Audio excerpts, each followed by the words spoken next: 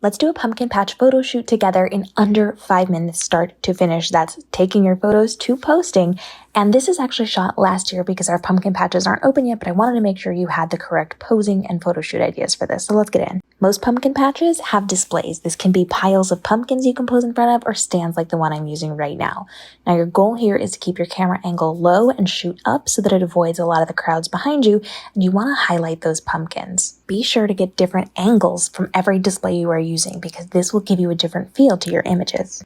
Depending on where you are, you may be allowed to pick up the pumpkins to use in your images, which means you're going to want to hold them to the side or in front of you. Otherwise, you're posing strictly in front of their displays by kneeling down, standing up and crossing one foot in front of the other, and using your arms and legs for those dynamic poses. Don't forget to get your camera low to make displays look bigger.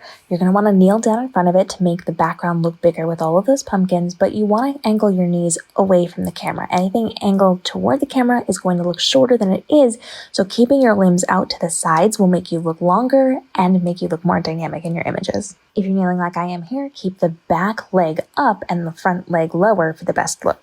Oftentimes, pumpkin patches will have other displays, so if you find a cool staircase or some corn stalks, you can take images in front of that. You want to make sure if you're sitting, of course, you are crossing your legs in front of you and off to the side to elongate your legs and really incorporate your arms into this as well, moving your hair for the best looks inside of your images. And be sure to follow along because next week we're talking about how to take images in a corn maze, which you'll often find associated with a pumpkin patch. If there's signage on the display you're working with, try to use your body to block it. You can see I'm using my hat, my head, my hair, my shoulders to block the signs behind me so that the focus is on me and the pumpkins inside of my image and not necessarily the words behind me.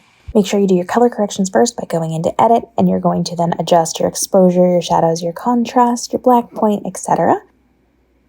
And then you're just going to scroll through your footage on pause, and you're just going to take screenshots of anything that you like, making sure that you're paying attention to the way that your hair is moving, to the way that your outfit is going to be moving. And you're going to grab the screens that you like. When you're all done, you're actually going to go through those images and pick which one's going to work best for you. Keep in mind that your outfit can make or break these images, so you're going to want to go with fall-based colors, and I highly recommend dark colors and things that are going to match or pop with those pumpkins. Tall boots are very helpful, and having a hat or some type of accessory is going to really scream fall inside of your images, but also give you something to work with as you are doing your dynamic poses inside of the photos you're creating. Follow along because next week we're doing even more fall-based images before we jump back into our normal Do It With Me photo shoots.